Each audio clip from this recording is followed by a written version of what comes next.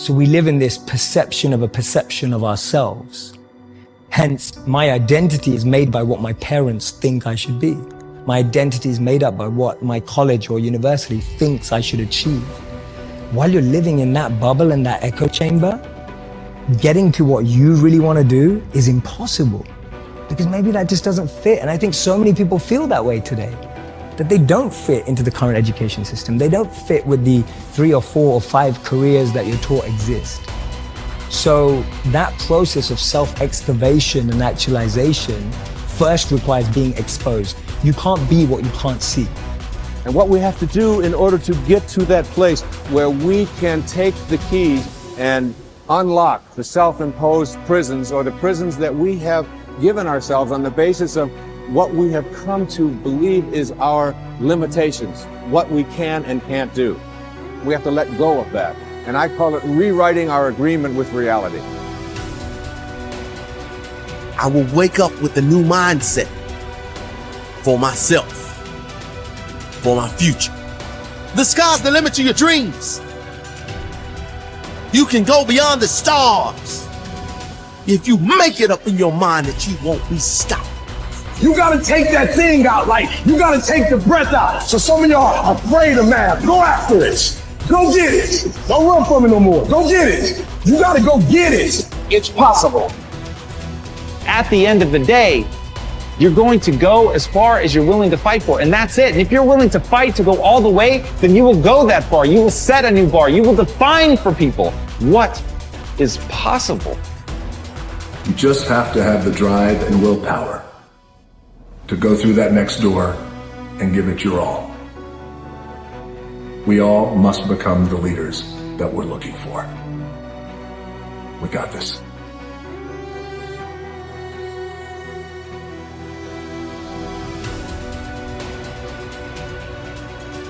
Men and women begin to become great only when they begin to take time by themselves to listen to their inner voices and organize their lives in such a way that their activities and relationships give them a deep sense of inner peace.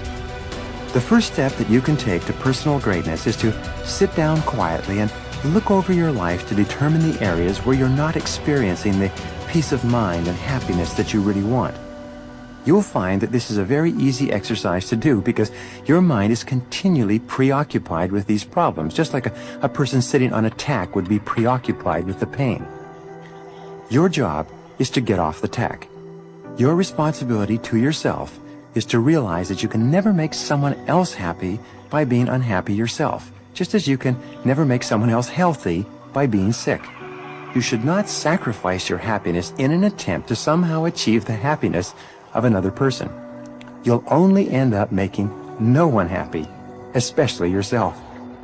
In the play Cyrano de Bergerac by Edmond Rostand, Cyrano, the great individualist, is asked why it is that he is so outspoken and so self-assertive. He answers with this beautiful line. He says, "I choose the line of least resistance in this, that I will please at least myself in all things." When you make the decision that, for better or worse, you will please at least yourself in all things, only then will you be truly happy. And only then, it seems, will you be able to help anyone else to be happy as well. The second law of happiness is the law of emotion. It says that human beings are 100% emotional in everything they think and feel and decide. I used to think that people were 90% emotional and 10% logical. However, both research and experience contradicts this conclusion. People are totally emotional in everything they do.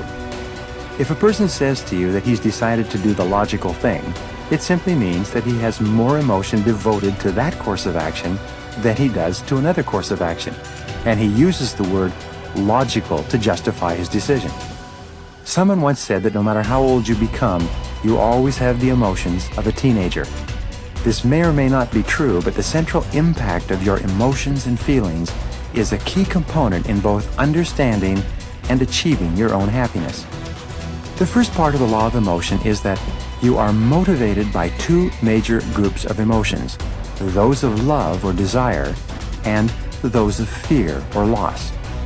These are the positive emotions and the negative emotions. These emotions were described by Sigmund Freud as emotions associated with pleasure and emotions associated with pain. You have a tendency to move toward those experiences you associate with pleasure or happiness, and you have a tendency to move away from those experiences you associate with pain or unhappiness. This is the essence of the pleasure principle that I mentioned earlier. The second part of this law of emotion says that the content of your emotional life is largely determined by the thoughts you dwell upon most of the time. This is such a simple and obvious truth that it's often overlooked by most people. It simply says that if you think happy thoughts, you will be a happy person. If you think angry thoughts, you'll be an angry person.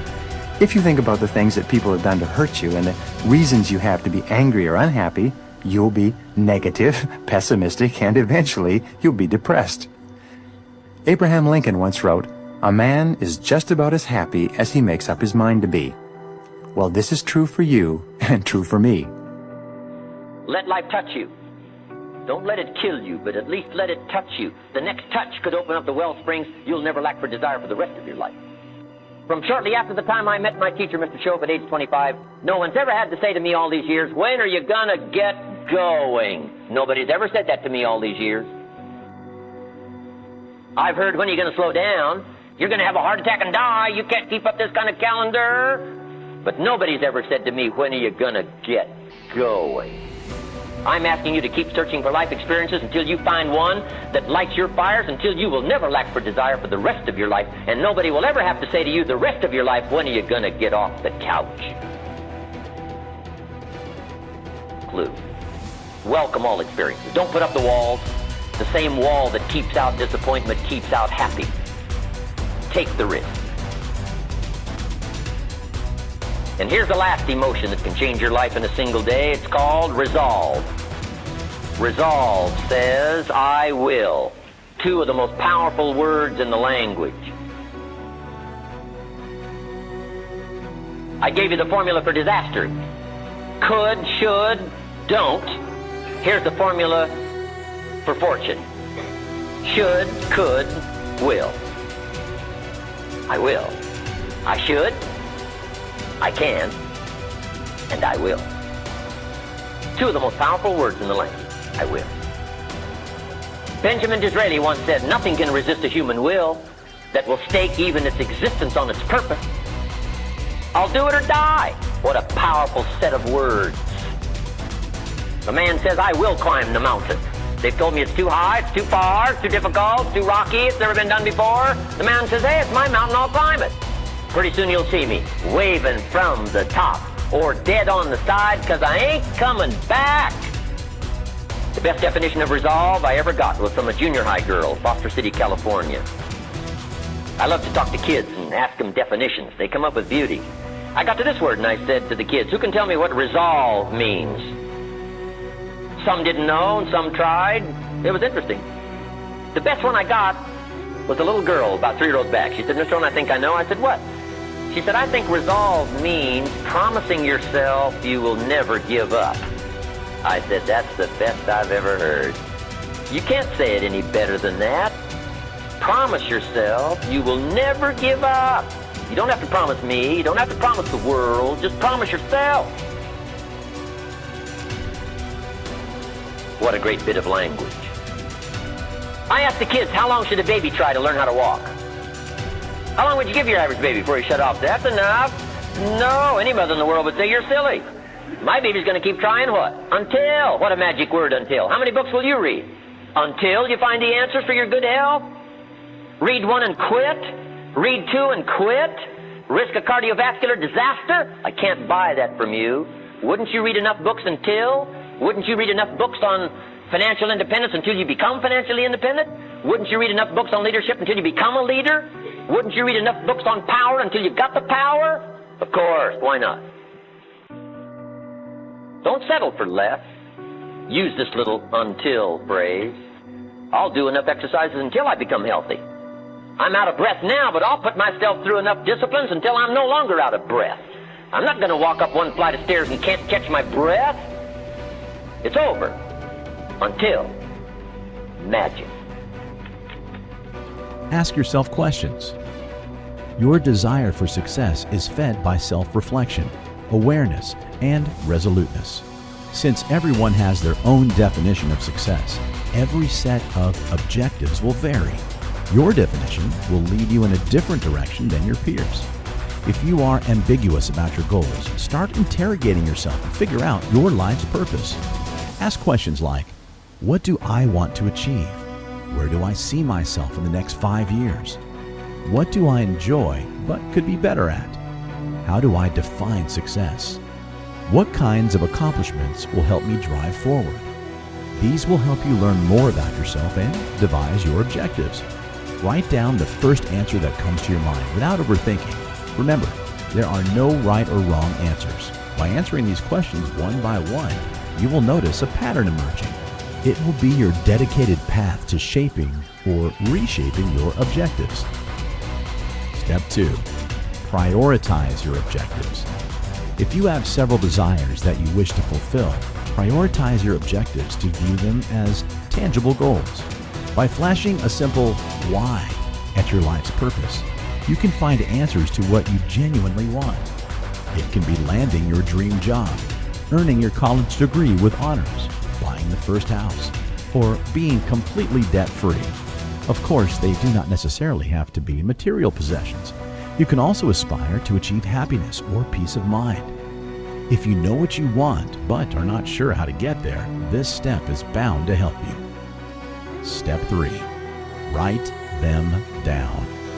By penning down your goals, you create a clear picture of the milestones and objectives you will achieve. This will imprint your desires in your mind to help them stick. Write them down and place them on your work desk, mirror, front door, refrigerator, or any other visible spot around your home or office. This will remind you of your main purpose and provide the motivation and drive you need. Break down your goals into smaller, achievable milestones. Say your final goal is to achieve financial independence. Everyone has their own definition of financial freedom, which is why you must outline yours. Start by writing your main goal on a piece of paper and deconstruct it into smaller steps. In this case, your first step will be to apply for your well-paid dream job and will push you closer to your goal. If needed, divide your first milestone further into even smaller steps and set an accomplishment time frame for each. Step 4. Take the SMART goal approach. Whether you're crafting new goals for yourself, whether personally, academically, or professionally, several factors will influence your likelihood of success. That's why your objectives should be SMART, as in S, specific. Your goals must be specific. They should reflect the why, what, where, and how you will get closer to your objectives. M, measurable. How will you know if you are truly fulfilling your goal? What are the milestones or benchmarks to determine that? Are you setting deadlines or monitoring your progress through your development? Record a specific measurement. It can be defined on your own to measure your goals. A, attainable. There is no point in setting goals that you can't achieve. This does not mean that they should be easy. Establish goals that are ambitious yet attainable. If not, you are simply wasting your time and energy trying to achieve an objective that will never be fulfilled. R, realistic. In a similar vein, your goals should be realistic too. Visualizing a mirage of hopes and dreams that will never be realized is impractical and elusive.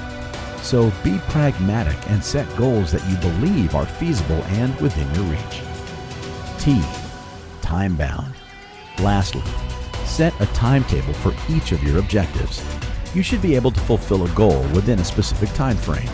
This will ensure that you can fulfill all your objectives in the next few years within a designated and precise time frame.